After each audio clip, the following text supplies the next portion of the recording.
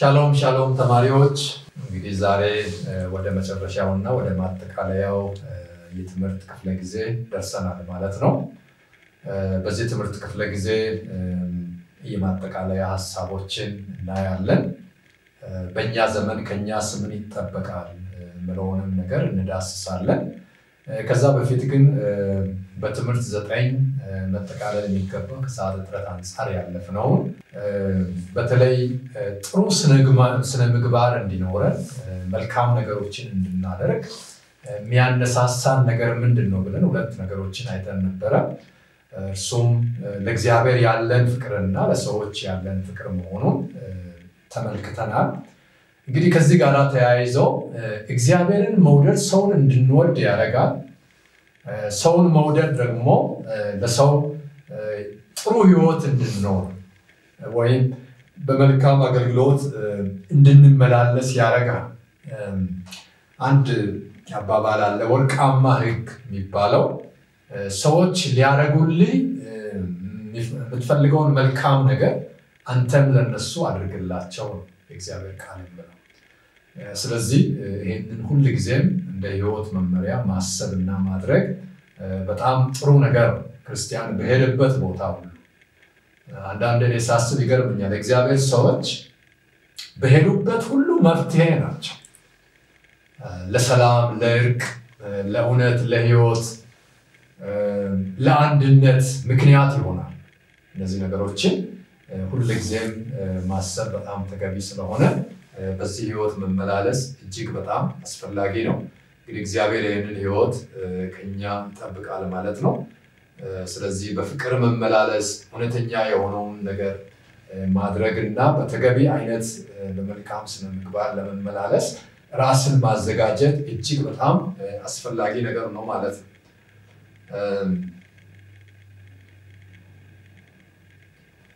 ለምሳሌ መጽሐፍ ቅዱሳችን ውስጥ በአንደኛ ተሰሎንቄ ምዕራፍ 2 ከቁጥር 1 እስከ 15 ባለ ክፍል ላይ ስንመለከት ሐዋርያት የኖሩትን የአገልግሎት ህይወት ያነሳል። በተለይ ጳውሎስ የተሰሎንቄ ቤተክርስቲያን በብዙ ስደት በችግር በመከራ ያሳለፈች ቤተክርስቲያን ናት። ይሄ ሰው በዛ ውጥረት ውስጥ ሆኖ እንዴት ራሱን በተሻለ መንገድ ለሰዎቹ ዕዳ ሳይሆን ሸክም ሳይሆን እንዴት ባለ መልኩ እንዳሳለፈ አንዳንድ ነገሮችን ያስታውሰናል። ከምንጠቅሳቸው ነገሮች ውስጥ ለምሳሌ በእግዚአብሔር ቃል ላይ ምንመለከታቸው ነገሮች አሉ። ይሄ እንግዲህ መሰጠትን የሚጠይቅ ነገር ማገለግለው ጌታዬ ስለወደደኝ ነው፣ ስለጠራኝ ነው፣ ስለመረጠኝ ነው የሚል ስሜት ሊኖር ይገባል። ያ ስሜት ካለ ሰዎች አግሮምራሚ አይሆኑም። ህይወታቸው ለእግዚአብሔር የተሰጠን ስለሚሆን እንደሚገባ ለእግዚአብሔር ክብር በሚሆነው መንገድ ጌታን ማገልገል ይችላሉ ማለት ነው። እና በዚህ ቦታ ላይ ጳውሎስ ያንን ነገር ነው የሚያነሳው። ክፍሉን አነበዋለሁ። ወንድሞች ራሳችሁ ወደ እናንተ መግባታችን ከንቱ እንዳልሆነ ታውቃላችሁ። ነገር ግን እንደምታውቁት በፊልጵስዩስ አስቀድመን መከራ ተቀበልን፣ ተንገላታ፣ በብዙ ገድል የእግዚአብሔርን ወንጌል ለእናንተ እንናገር ዘንድ በአምላካችን ደፈርን። ልመናችን ከስተት ወይም ከርኩሰት ወይም ከተንኮል አልነበረም። ነገር ግን ወንጌልን አደራ ይሰጠን ዘንድ እግዚአብሔር የታመንን ሆነን እንዳገኘን መጠን እንዲሁ እንናገራለን። ልባችንን የሚመረምር እግዚአብሔር እንጂ ሰውን ደስ እንደምናሰኝ አይደለም። እንደምታውቁት እያቆላመጥን ከቶ አልተናገርንም። የመቀባባት የመሸወድ አንዳንድ ሰዎች በውስጣቸው በጣም እየጠሉ ወድሃለሁ፣ በጣም ነው እኮ ማስብ ጸልይልሃለሁ ይላል። ጳውሎስ እንደዛ አልነበረም ነው። እግዚአብሔር እንደሚመሰክር እያመካኘን በመጎምጀት አልሰራንም። የክርስቶስ ሐዋርያት እንደመሆናችን ልንከብድባችሁ ስንችል ከእናንተ ቢሆን ከሌሎች ክብርን ከሰው አልፈለግንም። ነገር ግን ሞግዚት የራሷን ልጆች እንደምትንከባከብ በመካከላችሁ የዋሆች ሆነን እንዲሁ እያፈቀርናችሁ የእግዚአብሔርን ወንጌል ለማካፈል ብቻ ሳይሆን የገዛ ነፍሳችንን ደግሞ እናካፍል ዘንድ በጎ ፈቃዳችን ነበር። ለኛ የተወደዳችሁ ሆናችሁ ነበርና ወንድሞች ድካማችንና ጥረታችን ትዝ ይላችኋል። ከናንተ ባንዱስ እንኳን እንዳንከብድበት ሌሊትና ቀን እየሰራ የእግዚአብሔርን ወንጌል ለናንተ ሰበክን። በእናንተ በምታምኑ ዘንድ በእንዴት ያለ ቅድስና ጽድቅ ነቀፋ በሌለበት ኖሮ እንደሄድን እናንተና እግዚአብሔር ምስክሮች ናቸው። ይሄ በጣም ይገርም ነው። እናንተና እግዚአብሔር ምስክሮች ናቸው ይላል። ወደ መንግስቱ ወደ ክብሩ ለጠራችሁ ለእግዚአብሔር እንደሚገባ ትመላለሱ ዘንድ እየመከርን እያጸናን እየመሰከርንላችሁ አባት ለልጆቹ እንደሚሆን ለእያንዳንዳችሁ እንደሆንን ታውቃላችሁ። የጳውሎስ አገልግሎት ልክ አንድ አባት ልጁን እያየ ለልጁ እንደሚያረገው አይነት ማለት ነው። መቼም ሕፃን ልጅ ቢያጠፋ አባት አይናደድም፣ ብርጭቆ ቢሰብር አይበሳጭም፣ ጭቃ ሄደው ቢይዝ ለምን ብሎ ልጁን አይገርፈውም፣ አያውቅም። ስለዚህ እንደሱ ነበርን ብሎ ነው የሚናገረው። ስለዚህ የመልእክትን ቃል እርሱም የእግዚአብሔርን ቃል ከኛ በተቀበላችሁ ጊዜ በእውነት እንዳለ በእናንተ በምታምኑ ደግሞ እንደሚሰራ እንደ እግዚአብሔር ቃል እንጂ እንደ ሰው ቃል አድርጋችሁ ስላልተቀበላችሁ እኛ ደግሞ እግዚአብሔርን ሳናቋርጥ እናመሰግናለን። ይሄ በጣም ድንቅ ነው። የጳውሎስ አግራሞት በእርግጥ የሱ አገልግሎትም ነው እንደዛ እንዲሆን ያደረገው። እነዚህ ሰዎች ልባቸውን ሙሉ በሙሉ ከፍተው ጳውሎስ ቢገስጽ፣ ጳውሎስ ቢያጽናና፣ ጳውሎስ ቢሰብክ የጳውሎስ ቃል ነው ብሎ ሳይሆን የእግዚአብሔር ቃል ነው ብሎ ነው ሰዎቹ ይቀበሉ የነበሩት።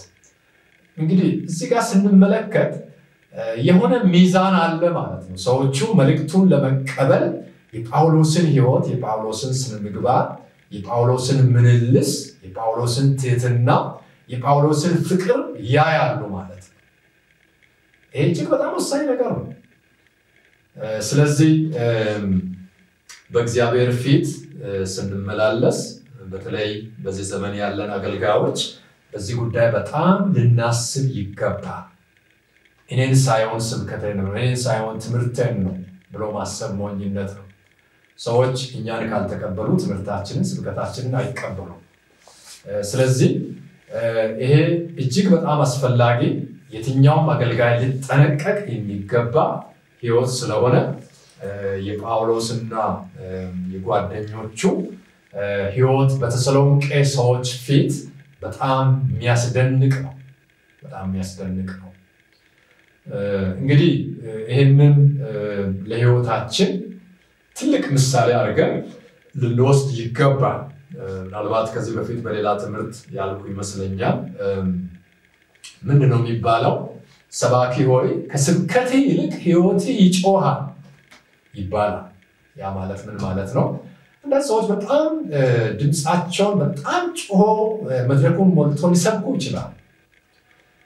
ነገር ግን በአድማጩ ልብ ውስጥ ጆሮ ውስጥ የሚያቃጭለው የሰባኪው ስብከት ሳይሆን የሰባኪው ሕይወት ነው።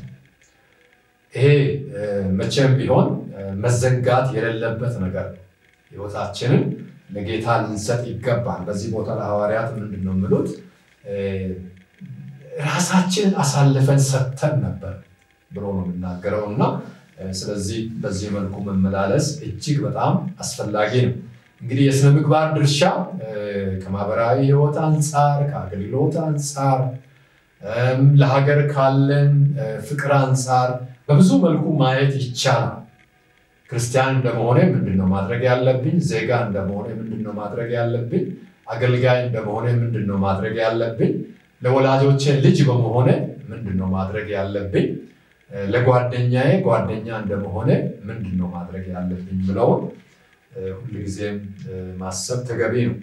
በዚህ መልክ መመላለስ በጣም ያስፈልጋል ማለት ነው። ያ የማይሆን ከሆነ ህይወታችንና አገልግሎታችን የሚቃረን ከሆነ ሰዎች አገልግሎታችንን ላይቀበሉት ይችላሉ፣ ፍሬ ላያፈራ ይችላል። ጳውሎስ በዚህ ቦታ ላይ አሁን ባነበብነው ክፍል ላይ ምለው ምንድነው ቃላችንን እንደ እግዚአብሔር ቃል ተቀበላቸው። ኦፍ ኮርስ ሲሰብክ የነበረው የእግዚአብሔርን ቃል ነው፣ ሲናገር የነበረው የእግዚአብሔርን ቃል ነው። ግን ህይወታቸው ለሰዎቹ ምቹ ሆኖ ስለነበረ ሰዎቹ ሙሉ በሙሉ ምክራቸውን ተግሳጻቸውን ተቀብለው ነበረ ማለት ነው። በዛ መልክ ሲያገለግሉ እንመለከታለን። ምናልባት በኃላፊነት ቦታ ላይ ያሉ ሰዎች ክርስቲያኖች በፖለቲካው መድረክ ቦታ ሊኖራቸው ይችላል፣ ሊያገለግሉ ይችላሉ። ብዙ ጊዜ ፖለቲካ ምለው ነገር በሰው አይምሮ ላይ የቆሸሸ አስተሳሰብ ነው ያለው። እንደውም ምንድነው የሚሉት አንዳንድ ሰዎች ፖለቲካ የቆሸሸ ጌም ነው ይላል። ፖለቲካ እንደዛ ስለሆነ አይደለም፣ ፖለቲካን ያቆሸሹ ሰዎች ናቸው። ስለዚህ ይሄ በሰዎች አይምሮ የቆሸሸውን ነገር ንጹህ እንዲሆን ማድረግ ያስፈልጋል። እዚህ በጣም ተጠቃሽ የሚሆኑ ጥሩ ምሳሌ የሚሆኑ ሰዎች አሉ። በትልልቅ ኃላፊነት ያው በምርኮ ምድር በባቢሎን ምድር ላይ ሆነው በትልልቅ የኃላፊነት እርከን ላይ ሆነው የመሩ ያገለገሉ ሰዎች አሉ። እነ ዳንኤል፣ ሲድራቅ፣ ሚሳቅ፣ አብደናጎ። እንደው የአገልግሎት ዘመናቸው በጣም ረጅም ነበር። ዳንኤል ወደ 4 ነገስታት ሲያልፉ በእነዚህ ዘመናት ሁሉ ማገልገል ችለዋል። ስለዚህ በጨዋነት ማገልገል ከቻሉ ፖለቲከኞች ፖለቲካ የቆሸሸ ጌም አይደለም። ለመልካም አስተዳደር የሚሆን፣ ለሰላም የሚሆን፣ ለልማት የሚሆን፣ ለእድገት የሚሆን አንድነትን የሚያመጣ ነው። ስለዚህ በዚህ መልክ ማየት በጣም አስፈላጊ ነው። ስለዚህ ስነ ምግባር በሁሉም ቦታ ድርሻ አለው ማለት ነው። ስነ ምግባራችንን በሌላ በሚበክል በሚያበላሽ ነገር ማበላሸት አያስፈልግም። ምሳሌ እንደ ዘረኝነት፣ ጎሰኝነት፣ አድሎ፣ ጥቅም፣ ጉቦ የመሳሰሉ ነገሮች በሰዎች አይምሮ ላይ ህሊናን የማቆሸሽ አቅም ስላለው ያንን ነገር ማሰብ ጥሩ ነው የሚሆነው። እንግዲህ የክርስቲያናዊ ስነ ምግባር ግብ ምንድነው ብለው በተወሰነ መልኩ አይተን እናልፋለን። ምንድነው ግቡ? ምን ለመሆን ነው? ምን ለማድረግ ነው? ምለውን ስናስብ ምናልባት ሁለት ነገር ሊሆን ይችላል። እግዚአብሔርን ማስከበርና ሰዎችን ማነጽ፣ ወይም ለእግዚአብሔር ክብርና ለሰው ጥቅም መዋል፣ ሌላ ምንም ትርጉም የለውም። ይህንን ማድረግ ከተቻለ እግዚአብሔር ይከብራል። ምክንያቱም ጌታ ኢየሱስ ሲናገር ምንድነው ብለው መልካሙን ስራችሁን አይተው ሰዎች ያመሰግኑ ዘንድ ህይወታችሁ በመልካም የተቃኘ መሆን አለበት እግዚአብሔር ቃል ነው። ስለዚህ በዛ አይነት መልክ መመላለስ አስፈላጊ ነው። መጽሐፍ ቅዱሳችን ላይ አንድ ከእግዚአብሔር ሐሳብ በተቃረነ መልኩ ለእግዚአብሔር ምላሽ የሰጠ ሰው አለ። ቃየልን እግዚአብሔር ጠየቀው፣ ወንድሜ አቤል የት ነው ሲባል እኔ አቤልን አላውቀውም፣ የአቤል ጠባቂ ነኝ ወይ ያለውን እናስታውሳለን። አንድ ነገር መርሳት የሌለብን እግዚአብሔር እኛን የጎረቤቶቻችን፣ የቤተሰቦቻችን፣ የሀገራችን፣ የቤተክርስቲያናችን ጠባቂ አድርጎን የፈጠረን ማለት ድርሻ አለን፣ ኃላፊነት አለን። የሚበላሽ ነገር ቢኖር፣ የጎደለ ነገር ቢኖር፣ ያዘነ ሰው ቢኖር ይህንን ሰው የማጽናናት ኃላፊነት አለብን። ያ ማለት ነው መጠበቅ ማለት። በተለያየ ውስብስብ ችግር ውስጥ የገቡ ሰዎች ካሉ ምናልባት ለሰዎች ገንዘብ መስጠት ብቻ አይደለም፣ ሐሳብ ሰዎችን ሊያቆም ይችላል፣ ምክር ሊያቆም ይችላል። አይዞ የሚል ቃል ሰዎችን ሊያቆማቸው ይችላል። ትችላለህ ብለን አንድን ሰው ብናደፋፍረው ለሱ ጉልበት ሊሆነው ይችላል። አንድ ተማሪ አስታውሳለሁ ምስክርነቱን። አሁን በጣም በጥሩ ስራ ላይ ያለ ወንድም ነው። ምንድነው ያለኝ የ12ኛ ክፍል መልቀቂያ ፈተና ሊፈተን ባለበት አመት እሱ ያለበት ቦታ ከሃይ ስኩል ትንሽ ወጣ ብሎ ነው ያለውና ሃይ ስኩል አካባቢ ላይ የሆነ ኳስ ሜዳ አለ፣ ልጆች ይጫወታሉ። እና በዚህ ቦታ ላይ የሚጫወቱ ልጆችን ለማየት እየመጣው እዛ ቆማለሁ አለ የተወሰነ ሰዓት በኋላ የሆነ ሰው ወላጆችን የሚያውቅ ሰው ነው አለ አየኝና እዚህ ምንድነው የምታረገው አለኝ ጫወታ ለማየት መጥቼ ነው እና እንደዚህ አለኝ 12ኛ ክፍል ማትሪክ ወሳጅ ነው አይደለም ስለዚህ በደንብ አጥንቶ ሰርቶ ወደ ዩኒቨርሲቲ መግባት ይሻላል ወይስ እዚህ ጋር ቆሞ እዚህ ሜዳ ላይ ማሳለፍ ይሻላል አለኛ ይሄ ነገር በልቤ ውስጥ በቃ ተቀርቅሮ ስለቀረ ምንም አላልኩትም ወዲያውኑ ወደ ቤት ተመለስኩኝ ማጥናት ቀጠልኩት በርግጥ ልጁ ቀድሞም ጎበዝ ተማሪ ነው በደንብ በስርዓት ጀመርኩኝ እግዚአብሔር ረዳኝና ውጤት መጣልኝ አጋጣሚ ሆኖ እግዚአብሔር እንግዲህ ይሄንን ሰው እንደ አፍ አድርጎ ነው የሚጠቀመው ውጤት ከመጣ በኋላ ወደ ዩኒቨርሲቲ ለመሄድ ሲዘጋጅ አጋጣሚ መንገድ ላይ ተገናኘን በኋላ እንዴት ሆንክ ብሎ ሲጠይቀኝ ውጤት እኮ መጣልኝ ዩኒቨርሲቲ ልገባ ነው አልኩት ይሄ ሰው ምን ይለዋል መማር ከፈለግ ኮንስትራክሽን መማር አለብህ ኢንጂነሪንግ ነው መማር ያለብህ አለኝ ምንም አላልኩትም የመጀመሪያ ምክሩም ስለነበረ እሱ እንዳለው ያለውን አደረኩት አለ እኔ ያው በአይኔ ስላየሁት ይሄንን አሁን ማወራላችሁ ሰው አውቃለሁ በጣም እግዚአብሔር ባርኮታል በጣም ጥሩ ስራ እየሰራ ነው ያለው ይሄንን ሰው ለዚህ ያበቃው ምንድነው ብለን ስናስብ የዚህ መንገደኛ ሰው ይሄንን ሰው ማያውቅ የዚህ ሰው ዘመን ያለው ሰው የመከረው ምክር ስለዚህ ሰዎችን በምክር ልናነሳሳቸው እንችላለን በምክር ልንመልሳቸው እንችላለን ከሞት መመለስ ይቻላል ተስፋ ከመቁረጥ መመለስ ይቻላል ምናልባት ልክ እንደ ነዳጅ ሆኖ የኛ ምክር የኛ ተግሳጽ ሰዎችን ከሞት ወደ ህይወት ከተስፋ መቁረጥ ወደ ተስፋ ወደ ልምላሜ ልመልሳቸው ይችላል ማለት አንድ ጽሁፍ ሳነብ ስለቀደሙ ክርስቲያኖች ስለምግባር የተጻፈው ጽሁፍ በጣም ነው ቀልበን የሳበውና ይሄ ጽሁፍ በጣም አስገራሚ ነው በእንግሊዘኛ ነው የተጻፈው እኔ አንዳንድ ሐሳቦችን ወደ አማርኛ ለመተርጎም ሞክሬያለሁ እንዲሁ አልፎ ስለነዚህ ሰዎች የተባለውን ነገር ባነሳ ጥሩ እና በጣም የሚገርም ነው ዞስ ክርስቲያንስ ብሎ ጻፊው የሚያነሳው እና እነዚህ ሰዎች ምን አይነት ህይወት ነበራቸው ምን አይነት ተግባር ያደርጉ ነበር ብለው ነገር ጻፊው በጣም ታዝቧል በደንብ በቅርበት ለማየት ሞክሯል እና ምንድነው ብለው እነዚህ ሰዎች ተሰደው በኖሩበት ምድር ተሰደው በሄዱበት ሀገር ካሉት ሰዎች ጋራ በተቻለ አቅም ቋንቋቸውንም ባህላቸውንም በማይቃረን መልክ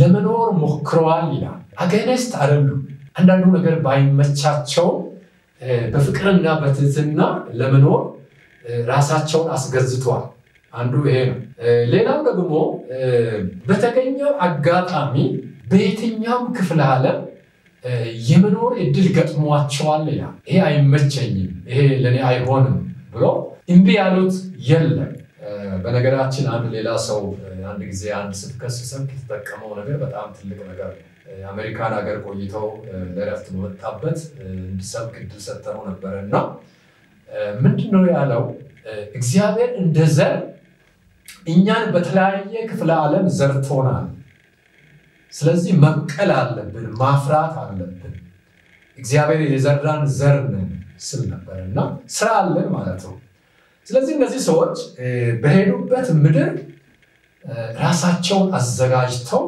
መኖር ችለዋል በዛ ምድር መኖራቸው ደግሞ ምስክር እንዲሆኑ ትልቅ እድል ይከፍታል ማለት ነው ሌላው ምንድነው ብለው የአካባቢውን ያለባበስ ያመጋገብ ባህል በመላመድ ቢኖሩ የራሳቸውን አስደናቂ ህይወት ዘይቤ ግን አልጣሉም ይላል ማለት ቀልጦ አልቀሩም ማለት የራሳቸውን አሳንሰው የሌላውን አተልቆ ቀልጦ ሚቀሩ ተደባልቆ ሚቀሩ ሳይሆን በዛ ህይወቱ ሰርጸው በመግባት የሚማርክ ህይወት ነበራቸው በጣም አስደናቂ ሌላው ምን ይላል በገዛ ትውልድ አገራቸው ቢኖሩ እንደ እንግዳና እንደ መጻተኛ ኖሩ ይላል።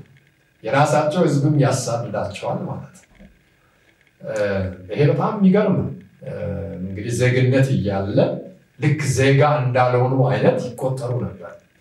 ሌላው ደግሞ እንደ ዜጋ ሁሉንም ማህበራዊ መስተጋብር ቢኖሩ በገዛ ህዝባቸውና ሀገራቸው እየተሰደዱ እየተገፉ ነገር ግን የዜግነት ግዴታቸው እየጠበቁ ኖሩ ይላቸዋል። ይሄ እንግዲህ በጣም ልዩ ኳሊቲ ነው። የሚያጉረመርሙ አልነበሩም፣ የሚበቀሉ አልነበሩም፣ ሀገር ጥሎ የሚሄዱ አልነበሩም ማለት ነው። የትኛውም ባዕድ ምድር የነሱ ሲሆን የተወለዱበት ምድር ግን ለነሱ እንደ ባዕድ ይሆንባቸው ነበር። ይሄ እንግዲህ በጣም የሚቃረን ነገር ነው፣ አስገራሚ ነው። ስለዚህ ይህንን ህይወት ግን በጣም በተሻለ ሁኔታ መኖር እንደቻሉ ይናገራል። እንደ ማንኛውም ሰው ያገባሉ፣ ይወልዳሉ።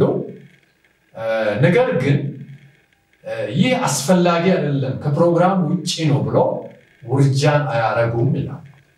እንግዲህ ዲሲፕሊናቸው እስከዚህ ድረስ የጠበቀ እንደነበረ ውርጃን ማድረግ ነፍስ እንደማጥፋት ወይም እንደ ኃጢአት አርጎ ይቆጥሩ ስለነበረ ያንን አያደርጉም ነበረ ነው ብለው።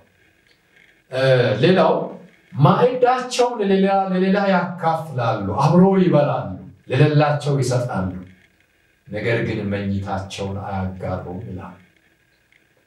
ይሄ የቅድስና ህይወታቸውን የሚያሳይ ነው። በጣም ጠንቃቆች ናቸው። እግዚአብሔርን በጋብቻቸው በትዳራቸው የሚያከብሩ እንደነበረ ይናገራል።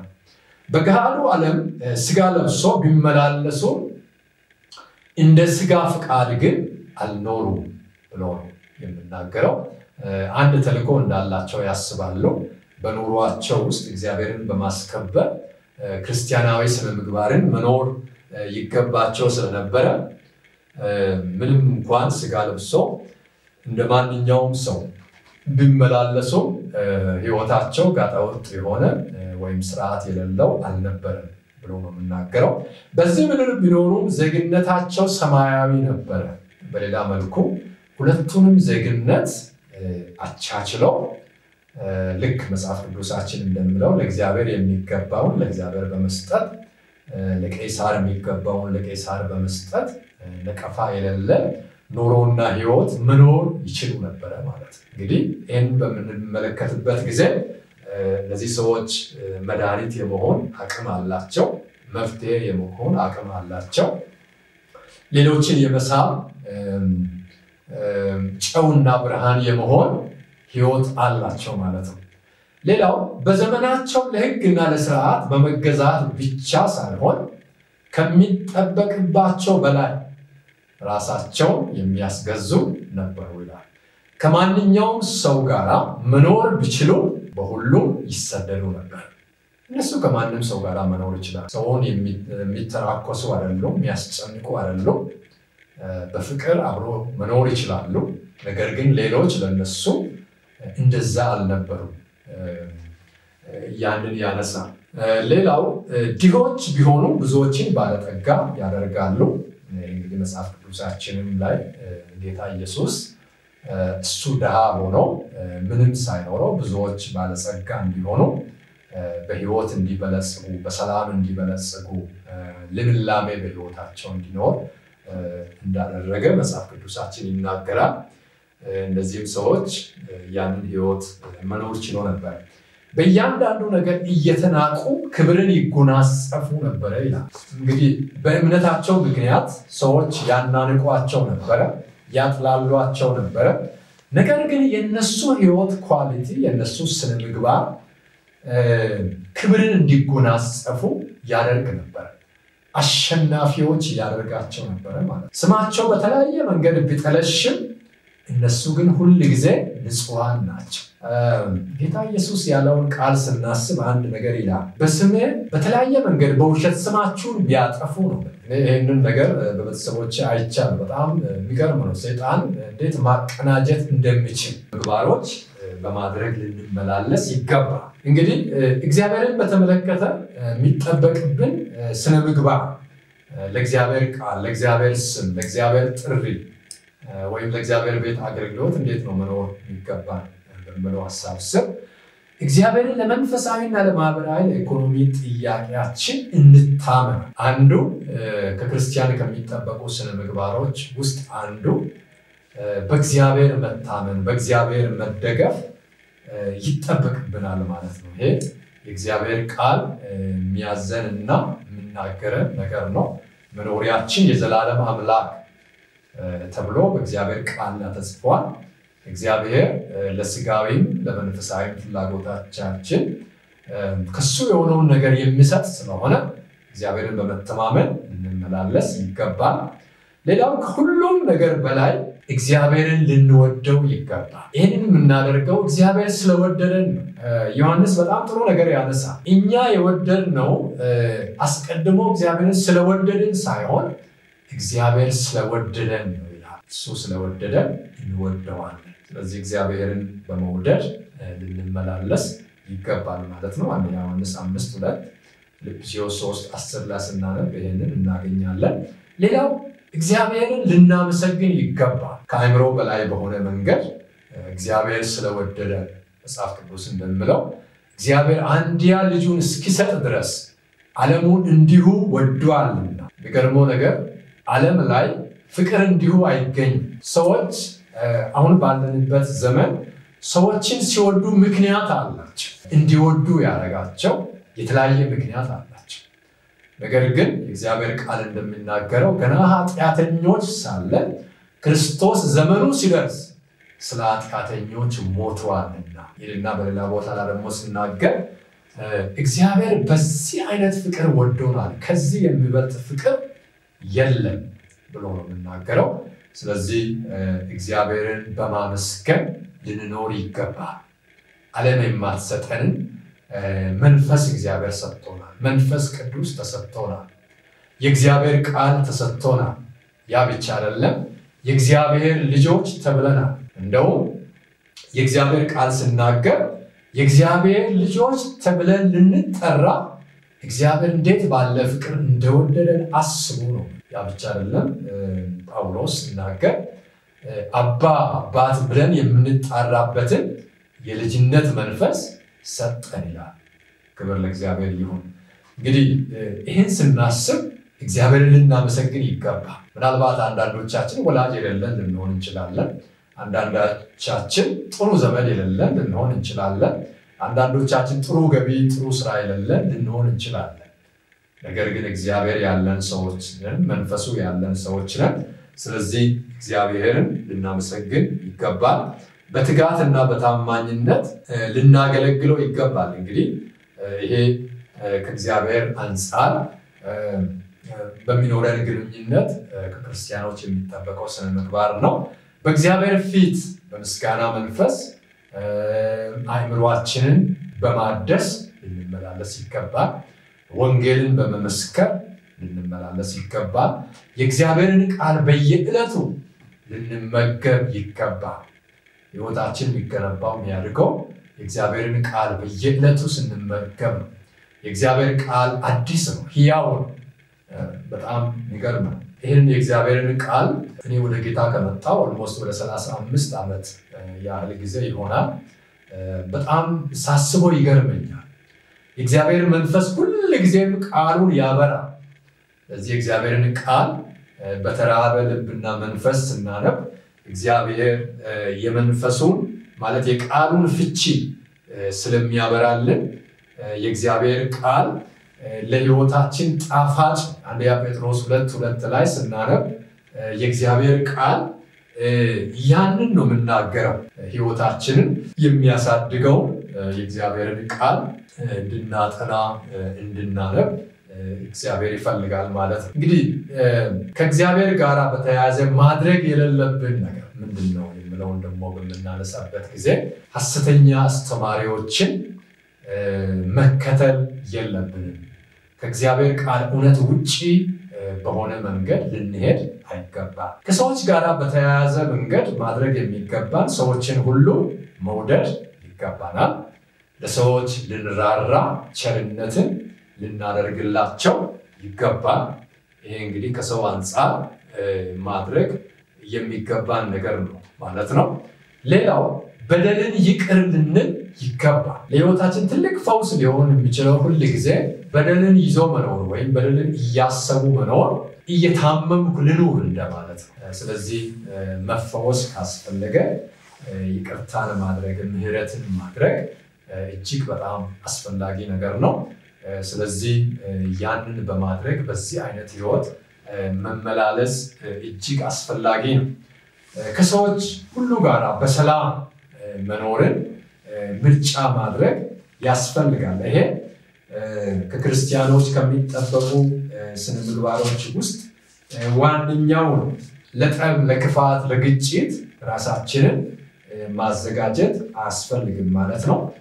በተቻለ አቅም እንግዲህ ሰላማዊ የሆነ ነገርን ማድረግ ከሰዎች ጋራ ሰላማዊ ኑሮን መኖር የመንፈስ አንድነትን መጠበቅ አስፈላጊ ስለሆነ እነዚህ ነገሮችን ማድረግ ይጠበቅብናል ማለት ነው። ከሰዎች ጋራ በተያያዘ ማድረግ የሌለብን ነገር መዋሸት የለብንም። መዋሸት በጣም ብዙ መዘዝ ያለው ነገር ነው። አንደኛ በደል ነው ሊሆን የሚችለው፣ በሰውም በእግዚአብሔር ፊት በደል ይሆናል። ሁለተኛ መዋሸት በሰዎች ዘንድ ተቀባይነት እንዳይኖረን፣ ሰዎች እንዳያከብሩን፣ እንዳይሰሙን፣ በሌላ ጊዜ እንዳያምኑ የሚያደርግ ነገር ስለሆነ መዋሸት የለብንም። መስረቅ የለብንም። እንግዲህ ከሰዎች ጋር ተያይዘው ባለ መንገድ ይህን ማድረግ አስፈላጊ ነው። መግደል፣ እነዚህ ነገሮች ከሰው ጋር ያለንን ግንኙነት የሚያበላሽ እግዚአብሔርንም የሚያሳዝን ስለሆነ ጥንቃቄ ማድረግ ያስፈልጋል። ሌላው ከማያምኑ ጋር በማይመች አካሄድ ሕይወታችንን በሚጠላልፉ ነገሮች መጠመድ የለብንም። ይሄ በሕይወታችን ሁል ጊዜ ማሰብ የሚገባ ነገር። ከራሳችን ጋር በተያያዘ ማድረግ የሚገባን ነገር ምንድን ነው የምለውን እናያለን። መቀደስ ይገባናል። ሕይወታችን ሁል ጊዜ የተቀደሰ ሊሆን ይገባል። በመንፈስ ማደግ አለብን። በጌታ ሁል ጊዜ ደስ ሊለን ይገባል። ራሳችንን በጸሎትና በእግዚአብሔር ቃል ሁሌም ልንመረምር ይገባል። በዓለም ላይ ሕይወትን የሚያቆሽሽ ሕሊናን የሚያቆሽሽ ነገር እጅግ ብዙ ነው። ነገር ግን ጥሩ ማንጫ ሁል ጊዜ አክቲቭ ሆኖ ይጠብቃል። ያም የክርስቶስ ኢየሱስ ደም ነው። የልጁ የኢየሱስ ክርስቶስ ደም ከኃጢአት ሁሉ ያነጻል ብሎ የእግዚአብሔር ቃል ስለሚናገር በግልጽም በተዘዋዋሪም አውቀንም ሳናውቅም እግዚአብሔርንም ሰውን ልንበድል ስለምንችል ሁል ጊዜ በኃጢአታችን መናዘዝ፣ ነፍሳችንን በእግዚአብሔር ፊት ማፍሰስ ተገቢ ስለሆነ ያንን በማድረግ ሕይወታችንን ልናንጽ ይገባል። አካላችንን፣ ሰውነታችንን በንጽህና ልንይዝ ይገባል። እንግዲህ እዚህ ጋር ይህንን ትምህርት እናበቃለን። ተስፋ አደርጋለሁ እግዚአብሔር ሕይወታችንን የሚገነባ አንዳች ጠቃሚ ነገር በዚህ ውስጥ ታገኛላችሁ ብዬ ተስፋ አደርጋለሁ። እኔ ጊዜን ለመቆጠብ ምናልባት ፈጠን ብዬ ማንበብ የሚገባኝን ጥቅሶች ሳላነብ አልፌያለሁ። ነገር ግን እናንተ በተዘጋጃችሁ ኖት ላይ እነዚህ ነገሮች በዝርዝር ስላሉ በደንብ ሕይወትን ከማየት ጋራ ራስን ከማዘጋጀት ጋራ ብታነቡት ይጠቅማችኋል ብዬ አስባለሁ። የእግዚአብሔር ጸጋና ሰላም ከእናንተ ጋራ ይሁን። እግዚአብሔር ይባርካችሁ። በዚህ ትምህርታችንን እናጠቃልላለን። ስለነበረን ጊዜ ሁሉ እግዚአብሔርን አመሰግናለሁ። እግዚአብሔር ይባርካችሁ።